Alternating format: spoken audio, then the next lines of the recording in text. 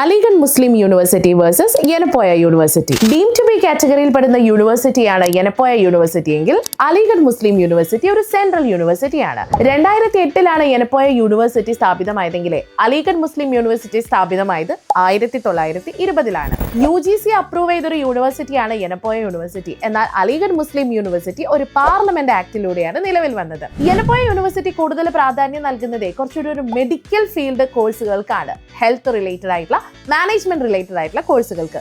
എന്നാൽ അലിഗഡ് മുസ്ലിം യൂണിവേഴ്സിറ്റിയോ arts, commerce, science, law തുടങ്ങി ഒട്ടനവധി കോഴ്സുകളിലാണ് ഇവര് കൂടുതൽ പ്രാധാന്യം നൽകുന്നത്. ഇനി രണ്ടിനും നാക് അക്രഡിറ്റേഷനും ഉണ്ട്, UGC അപ്രൂവലുമാണ്. ഇനി നിങ്ങൾക്ക് അറിയേണ്ടത് ഈ യൂണിവേഴ്സിറ്റികളിൽ നിങ്ങൾക്ക് പറ്റിയ കോഴ്സ് ഏതാണെന്നല്ലേ? കൂടുതൽ ഡീറ്റെയിൽസ് അറിയണ്ടേ? ഫ്യൂച്ചർ പ്ലസ് അക്കാദമി ഇല്ലേ കൂടെ? താഴെ കാണുന്ന നമ്പറിൽ ഒന്ന് പെട്ടെന്ന് കോൺടാക്ട് ചെയ്യുക. പ്ലസ് കൂടുതൽ അപ്ഡേഷൻസിനായിട്ട് നമ്മുടെ പേജ് ഒന്ന് ഫോളോ ചെയ്യുക.